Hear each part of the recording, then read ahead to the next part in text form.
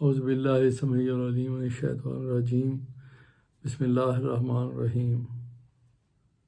ربی اشرح لی صدری ویسر لی امری واحلل عقدۃ من لسانی یفقہوا قولی اللہم صلی علی محمد وعلی آل محمد کما صلیت علی ابراہیم وعلی آل ابراہیم انک حمید مجید اللہم بارک علی محمد وعلی آل محمد کما بارکت علی ابراہیم وعلی آل ابراہیم انک حمید مجید۔ قرآن پاک میں چونکہ تمام آلموسٹ باتوں کا ذکر ہے، جو حالات و واقعات گزر چکے ہیں ان کا بھی ذکر ہے، اور جو آنے والے ہیں ان کا بھی ذکر ہے۔ جو حالات و واقعات گزر چکے ہیں، قومیں گزر چکی ہیں، حضرت آدم علیہ السلام سے لے کے حضرت نوح علیہ السلام کا قصہ، فرعونوں کا قصہ، باقی انبیاء کرام کے قصے، حضرت یوسف علیہ السلام کا قصہ جس کو تو احسن القصص کہا گیا قرآن پاک میں کہ سب سے عمدہ، تو یہ ساری چیزیں تھیں۔ انہی چیزوں کو مد نظر رکھ کے جب قرآن کی دعوت دن بدن پھیلتی گئی اور لوگوں پہ اس کا اثر ہوتا گیا، اس کی تاثیر سے جس کے کان میں بھی اس کی آواز پڑتی تھی وہ اس سے متاثر ہوئے بغیر نہیں رہ سکا، یہاں تک کہ اس کلام کو، اللہ کے اس پاک کلام کو پتھروں نے بھی سن لیا۔ یہ الگ بات کہ پتھر دل نہیں سن سکے، لیکن پتھروں نے سن لیا۔ تو پھر انہوں نے، چونکہ یہ کفار مکہ مختلف طریقے اختیار کرتے تھے کسی طرح سے لوگوں کو قرآن سے دور رکھا جائے، اور صاحب قرآن سے صلی اللہ علیہ وسلم رحمت عالم۔ تو چونکہ اس میں پرانے انبیاء کرام کے سارے قصے تھے، ذکر تھے، ان کے واقعات تھے، تو مکے میں ایک آدمی تھا نضر بن حارث، وہ بھی مکے میں یہ سٹوریاں اور قصے سنایا کرتا تھا، اور یہ غزوہ بدر میں اریسٹ ہوا تھا یہ نضر بن حارث۔ تو اس نے مکے کے لوگوں سے کہا کہ دیکھیں آپ اتنا اس کو سیریس نہ لیں، قرآن پاک پرانے وقتوں کی کہانیاں ہے، اس لفظ قرآن نے یوز کیا اساطیر الاولین، پرانے وقتوں کی کہانیاں۔ دیکھیں نا، اس میں فرعون کا قصہ ہے، حضرت آدم علیہ السلام کا قصہ ہے، نوح علیہ السلام کا قصہ ہے، حضرت یوسف علیہ السلام کا قصہ ہے، باقی انبیاء کے واقعات ہیں سارے۔ تو یہ پرانے قصے ہیں، قرآن کہانیوں کا مجموعہ ہے، تو ایسے کہانیاں قصے ہم بھی سنا سکتے ہیں۔ یہ اس میں تو یہ بات تو ایک لحاظ سے یہ تو ہے کہ قصے تو ہیں، کہانیاں حضرت آدم علیہ السلام سے لے کے تمام انبیاء کرام علیہ السلام کا ذکر تو ہے، حضرت ابراہیم علیہ السلام کا سارا واقعہ، یوسف علیہ السلام کا، موسیٰ علیہ السلام کا، تو یہ ساری چیز تو ہیں۔ اب آج کا ہم اور ہمارے بعد آنے والی نسلیں، قیامت تک قرآن ان کے لیے نور ہدایت ہے، روشنی ہے، رحمت ہے، شفا ہے، تو کیا ہم اس قرآن کو جب یہ واقعات آتے ہیں تو کیا ان کو پرانے واقعات سمجھ کے، پرانے گزرے ہوئے لوگوں کی کہانیاں سمجھ کے اس کو پڑھتے جائیں،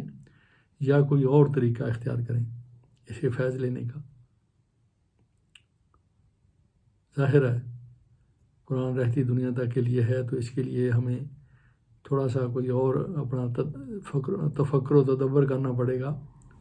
کوئی دوسری اپروچ لگانی پڑے گی ہمیں۔ اگر فرعونوں کا ذکر ہے، موسیٰ علیہ السلام کا ذکر ہے، تو ہمیں یہ ڈھونڈنا پڑے گا کہ آج اس معاشرے میں کہیں کوئی فرعون یا فرعونیت، قارونیت، اس کی نشاندہی نہ صرف معاشرے میں بلکہ اپنے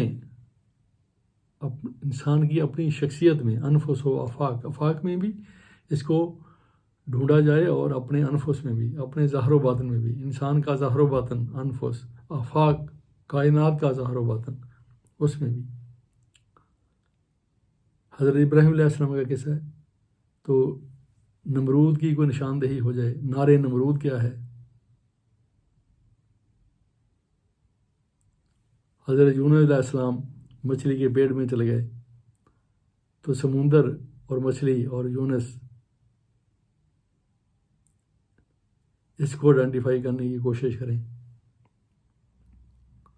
اور حضرت یوسف علیہ السلام کا قصہ، عزیز مصر کی بیوی حضرت یوسف علیہ السلام،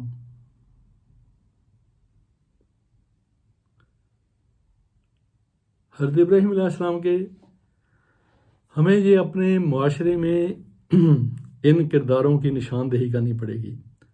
اور جب ہم اس پہ تفکر تدبر کریں گے تو ہمیں یہ کردار مل بھی جائیں گے، حتیٰ کہ اپنے انفس، اپنے انسان کے اپنے اندر بھی مل جائیں گے، ہمارے اندر بھی، جو فرعون بیٹھے ہیں، یزید بیٹھے ہیں، جو نمرود کی آگ جل رہی ہے، یہ ساری آئیڈینٹیفائی ہو سکتی ہے۔ نمرود سے مراد انسانی جسم ہے، اور نار نمرود کی آگ جتنی اس کی سفلی خواہشات ہیں، ڈیزائرز ہیں، دنیا کے پہ مر مٹنے کی جتنی انسان کی خواہشات ہیں، شہرت، دولت اور اقتدار، اس کے جتنے دعوے ہیں اور اس کے جتنی مطلب کہ اس کے لیے یہ ساری کوششیں ہیں،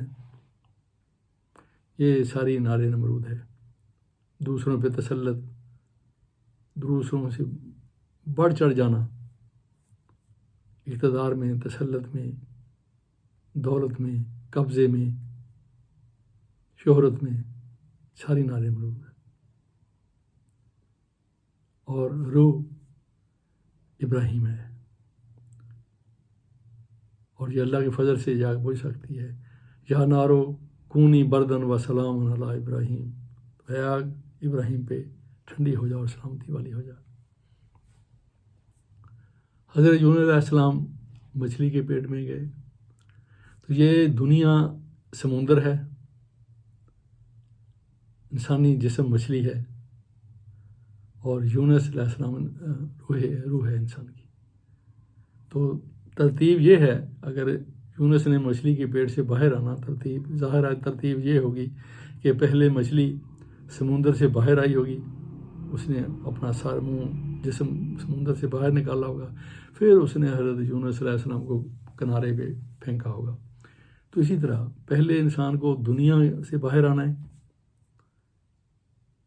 اور پھر اس کو اس کیچڑ اور گارے سے نجات ملے گی، اس کی روح، وہ یونس باہر آ جائے گا۔ عزیز مصر کی بیوی، یہ دنیا سمجھیں اس کو، یہ دنیا دوں، جو دنیا کی جتنی بھی اٹریکشنز ہیں، لذتیں ہیں، یہ عزیز مصر کی بیوی اس کو سمجھیں۔ اور یوسف ابن آدم کی اولاد، آدم کا بیٹا انسان یوسف ہے۔ تو اب غور و فکر کی بات ہے، بہت ہی غور و فکر کی بات ہے۔ اب عزیز مصر کی بیوی کے ہاتھوں یوسف علیہ السلام کا کرتا پھٹا۔ اب دیکھنا یہ ہے کہ کرتا آگے سے پھٹا یا پیچھے سے۔ اگر تو کرتا پیچھے سے پھٹا تو آگے نجات ہے، آگے اقتدار ہے، آگے بادشاہی ہے، اور یوسف بے قصور ہے۔ اور اگر یہ کرتا سامنے سے پھٹا تو کرتے والا صاحب قصور ہے، اور آگے راستہ مشکل ہے، نجات مشکل ہے۔ اسی طرح میں آپ سب،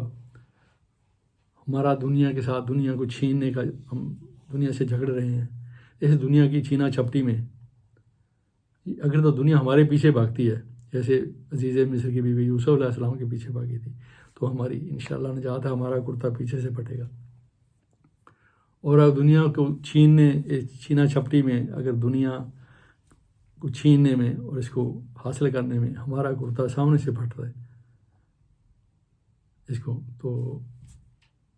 ظاہر پھر ہم قصوروار ہیں، پھر ہمارے لیے پیپر اور ہوگا، ہمارا راستہ، ہمارے لیے روٹ اور ہوگا، ہماری فلائٹ اور ہوگی پھر۔ تو قرآن پاک میں جتنے بھی یہ کردار منشن ہوئے ہیں، ان کو ہم نے اپنے اندر ہی ڈھونڈنا ہے، ان کو پرانی کہانیاں یا وہ پرانے وقتوں کے وہ تو گزر گئیں ہزاروں سال پہلے، اپنے اپنے جو ان کو اللہ تعالیٰ نے جتنی مہلت دی تھی وہ گزار کے اللہ کے پاس چلے گئے۔ اب ہم نے ان کرداروں کو اپنے پہ، اپنے معاشرے پہ اپنے آپ امپلیمنٹ کرنا ہے، اور اپنا محاسبہ کہہ لیں، ریویو کہہ لیں، اس کو ہم نے دیکھنا ہے کہ ہم ویئر وی اسٹینڈ۔ تو قرآن حکیم کو اس نظر سے بھی، اب آئندہ سے ہم اس نظر سے بھی قرآن پاک سے گزریں گے، یہ جو آتی ہیں چیزیں ان کو اس انداز سے بھی پڑھیں گے کہ آج اس کو ہم نے امپلیمنٹ کریں۔ نار نمرود کو، یا حضرت یونس علیہ السلام مچھلی کو اور سمندر کو، اور حضرت یوسف علیہ السلام اور عزیز مصر کی بیوی کو، تو ہاؤ وی کین امپلیمنٹ اور ہاؤ وی کین اینالائز، اس کو کیسے فٹ ان کر سکتے ہیں۔ تو انشاءاللہ